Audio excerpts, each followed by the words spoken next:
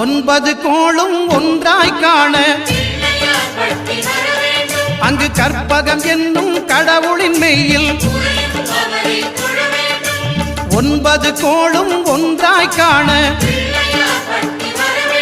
அங்கு கற்பகம் என்னும் கடவுளின் மெய்யில் சூரியன் முதலாய் 9 கிரகமும் பலவித குணங்களை கொண்டிருக்கும் எங்கள் கற்பக தருவில் அவை வரும்போது ஒன்றாய் சேர்ந்து பலனளிக்கும்.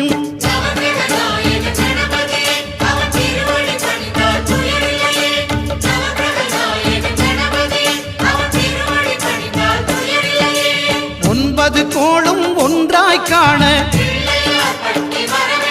அங்கு கற்பகம் என்னும் கடவுளின் மெய்யில்